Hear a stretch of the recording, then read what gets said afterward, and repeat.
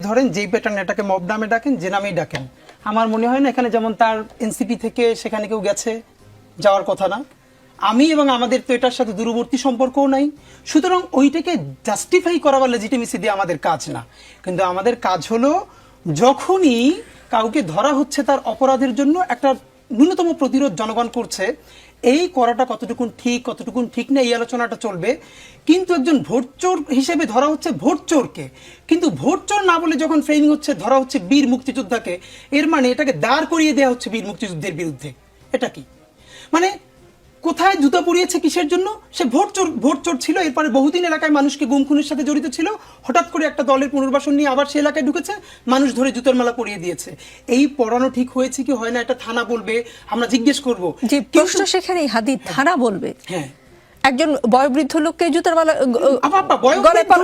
পরানো যাবে না। 5 আগস্টে অনেকে এই কারণে 5 আগস্টের সময় পাশে ছিল। বয়োবৃদ্ধকে জুতো পরানো যাবে না মানে একজন শিশুকে পরানো যাবে, কিশোরকে পরানো যাবে না, মানে কাউকে পরানো যাবে না। That is the fact. আমি যখনই বলছি একজন শিক্ষককে কি এটা বলা যাবে, মানে যিনি শিক্ষক নন তাকে কি বলা যাবে? তাহলে যেমন শুনি করেছে চুরি, করেছে ধর্ষণ, করেছে হত্যা, বলে বীর মুক্তিযোদ্ধাকে ধরছে। আসলে কি তার মানে এই যে ভাইও যেভাবে বলছে তার কি বীর মুক্তিযুদ্ধ মানে সে মুক্তিযুদ্ধ করছে এই জন্য ধরছে না? বলেন কোথাও এইভাবে এই জন্য কাউকে ধরছে? তো ভোট চুরি করছে, 2014-তে ভোট দিতে দেয় নাই, 18-তে রাতে ব্যালট ভরছে, 24-এ মানুষকে খুন করছে, ধরছে এই জন্য। কিন্তু ধর্ষকের বিচার নাকি বিচার মানে জুতার মালা পড়াইছে মুক্তিযুদ্ধের, এটা হয় না। শিক্ষক নামের যে শব্দটা এটা বাংলাদেশে ফাংশনাল। এই শিক্ষকরা এইবারে জুলাইয়ের গণ অভ্যুত্থানের ছাত্রদেরকে পুলিশ ডেকে ডেকে ধরিয়ে দিয়েছে।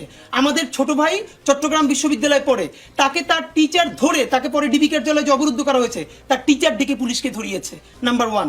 সুতরাং ওই শিক্ষক বাংলাদেশে প্রয়োজন, নাম্বার 1। এই শিক্ষকরাই তো আপনাদের আন্দোলনে আপনাদের পাশে ছিল, ডিবি অফিসের সামনে গিয়ে দাঁড়িয়ে ছিল না? নিশ্চয়ই। কিন্তু প্রশ্ন হলো যখনই আমি শিক্ষক বলবো, যেই শিক্ষকরা দিনের পরে দিন গণহত্যার পক্ষে ন্যারেটিভ উৎপাদন করেছে, তার সেও শিক্ষক তো অবশ্যই। হাফিজুর রহমান কার জন্য সেই দলের, সে কোন দলের এইটা আমার প্রশ্ন না, কিন্তু বৃহত্তর স্কেলে আপনি যখন বলবেন কোন শিক্ষককে বলা যাবে না, শিক্ষক তো ফেরেশতা না, তিনি অপরাধ করলে তাকে ধরতে হবে। নাম্বার 2, বীর মুক্তিযোদ্ধা যদি গণবিরোধী অবস্থান নেন তার বিরুদ্ধে কেউ প্রতিবাদ করতে পারবেন কিনা। নাম্বার 3, বয়োজ্যেষ্ঠ। বেগম জিয়ার চেয়ে বয়োজ্যেষ্ঠ সব থেকে মাজলুম এই দেশে কয়জন ছিলেন? তার হাত বাঁকা হয়ে গেছে, তখন লতিফ সিদ্দিকীর মতো বয়োজ্যেষ্ঠরা, এই কার্জন স্যাররা, ডক্টর কামালরা কি রিয়েক্ট করেছেন? আর আমন্ত্রিত অতিথি, প্রথম কথাটা হলো তখন হয়েছে বলে এখনো হতে হবে জায়েজ। না, জায়েজ কেন বলছি? প্রথম হলো আপনি বিচার করতে পারেন নাই, এই রাষ্ট্রকে আপনি বারবার ধরেন। আমরা তো একটা রিকনসিলিয়েশন চাই, আমরা বলেছি একটা ট্রুথ অ্যান্ড রিকনসিলিয়েশন কমিশন করেন, যারা বিচার করেছে বিচার করে ফেলেন। এই বিচারের মধ্যে যদি লতিফ সিদ্দিকী না থাকে, যদি অ্যাডভোকেট জিআই পান্না না থাকে, তাহলে তারা অফকোর্স তাদের মতো করে কাজ করবে। কিন্তু আপনি এইরকম দগদগে স্মৃতি, এখন পর্যন্ত একটা বিচার শুরু করতে পারেন নাই। এখানে ইন্ডিয়ান হ্যাজিমনি পুরোটা অ্যাক্টিভ আছে, এখানে এখনো কালচারাল সেই অ্যাক্টিভিস্টরা বিনম্র শ্রদ্ধা বলে আওয়ামী লীগ পুনর্বাসনের চেষ্টা করতে পারছে। তো এর মধ্যে আপনি এই বয়ান বলবেন? এই মানুষদের মুখে গত বিচারের কথা কোথায়?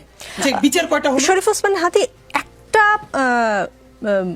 কি বলবো সংশয় বা একটা ধারণা আমি দেখতে পেলাম আজকে বিভিন্ন জনের সঙ্গে কথা বলে, দেশে মুক্তিযোদ্ধারা কথা বলতে গিয়ে হামলার শিকার হয়। ডিআরইউতে লতিফ সিদ্দিকীকে অবরুদ্ধ করার ঘটনায় এমন কথা বলার সুযোগ তৈরি করে দেওয়া হলো কিনা? এখন কথা হলো এটা আপনি যদি নাও করেন, এটা যে কোনো না কোনো ভাবে বলা হবে।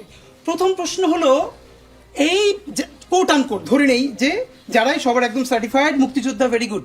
এই মুক্তিযোদ্ধারা 2014-তে আনকন্টেস্টেড এমপি হয়েছিলেন কিনা?